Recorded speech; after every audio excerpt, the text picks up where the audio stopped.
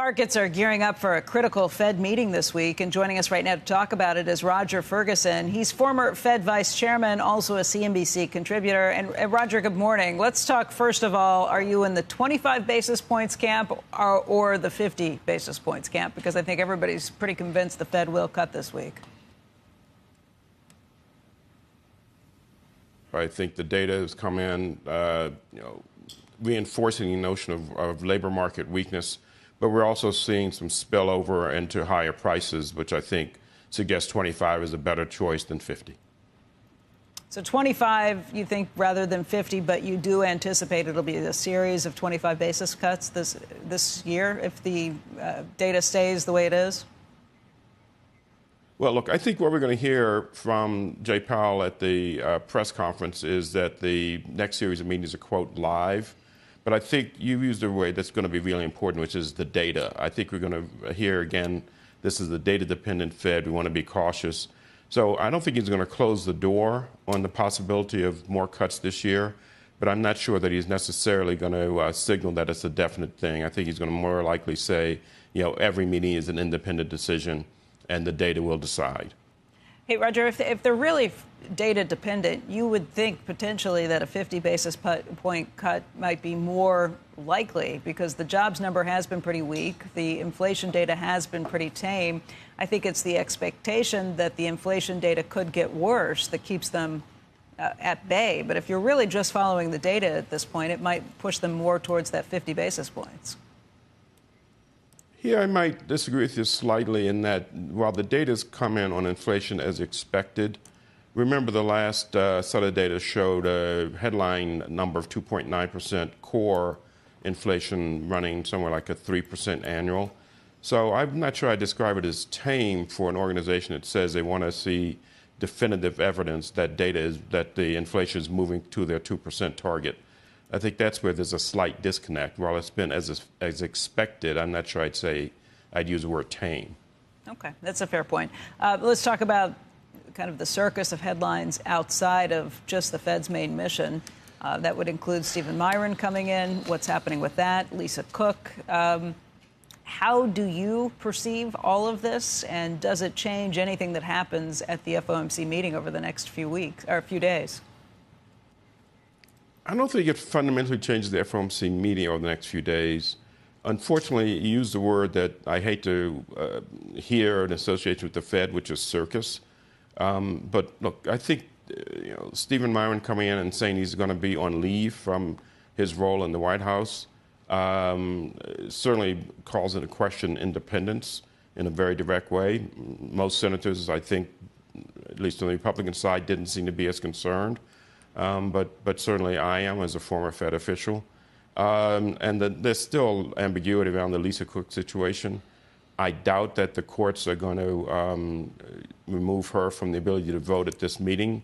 That would appear very rushed and hurried, given information coming in about what was actually said about this property. Is it a vacation property or primary home?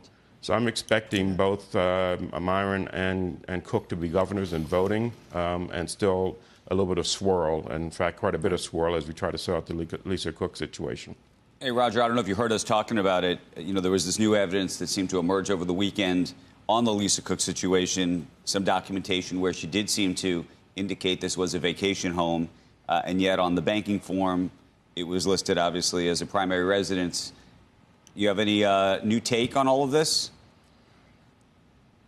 I think I'm with you. Very confusing. She's got a very capable lawyer. Why that, disclosure about the some of the documents saying vacation home didn't come out earlier, I can't speculate. It may have taken some time for it to be found. She may have had a vague recollection, and then they had to dig through files to find the documents. But frankly, all of us are speculating at this stage, and this is going to go through the court. There will be revelations, probably more to come, that will, I hope, clarify this. But we should be open to the fact that this is also perhaps an ambiguous situation, and it'll go down to what's the definition of cause, and the courts will have to tell us that. So I think this is very murky, unfortunately very murky. Yeah, the cause issue, obviously, right, in the day in court and all that thing. FA Director Pulte is watching. He says, he just tweeted, I'm watching Squawk Box. A question, why is Dr. Cook giving her so-called preliminary loan estimates to left-wing journalists instead of into legal filings? It's extremely sketchy and appears almost as deceitful as declaring her Atlanta condo her primary residence. So that, you know, I like when anyone watches, I guess, but it's funny because he says it there and it comes out here. And this isn't the first. I know he tagged you and he tagged Becky. I'm watching Squawk Box. Hey, Bill. I'm sorry. I'm sorry. I'm here. You know what? Tag me too if you like, but it might have been at Andrew Sorkin. You know, people forget it's Andrew R. I don't. Right. Isn't it Andrew R. Sorkin? Yeah. No. I think he thought that I was somehow on the other side of his argument here. No. I mean, but I haven't been for the last month. I mean, we got this new piece of evidence, and we got to figure out what it means. I know. I agree. Oh, Roger, do you think it will be unanimous in terms of every voting member wanting to cut rates, or do you think that there will be holdouts? I mean, I can definitely see that there would be people who would support a 50, people who would support 25. Do you think there'll be anybody who says we shouldn't cut at all?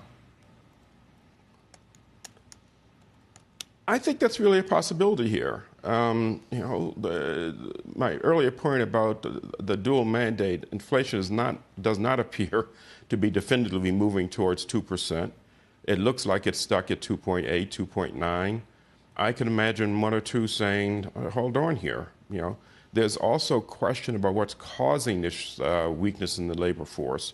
Supply and demand considerations coming into play, so-called structural factors. And it may not be wise, some will say it may not be wise to cut into structural labor force changes because you're only going to drive up demand without increasing supply. You mean if it's an immigration issue where we don't have as many people coming into this country, or we have people leaving this country, and as a result, the expected jobs market has shrunk? There's that, and then there's also the question of how AI plays into this, right? That's also a big question. Now, AI could be, I hope, as do I think most of you, very productivity enhancing, and it will take some time for all that to sort out. So I think this is going to be a very interesting meeting. First time in a long time there could be dissents on both sides, and I think Powell's going to try to walk it down the middle and keep as much flexibility as possible, knowing that he has a pretty divided, in my expectation, probably somewhat of a divided committee. Very quickly, what should we be watching besides the obvious, you know, the next jobs number a month from now, you get CPI and PPI, but what else should we be keeping our eye on? Well, first, let's watch the outcome of this meeting to the point that you raised to see if there actually are dissents on what side. I think this is a meeting where they're going to do the so-called SEP, the dot plots. That will be a chance for all of us to sort out exactly, you know, how fractious this committee is at this moment, based on the data that comes in. And don't forget that once the blackout period is over, we'll be hearing from many of the policymakers, and always listen closely to see where they are as well. And then obviously, as you say, the data. So it's going to be a lot for the market and for all of us to chew on over the next period of time.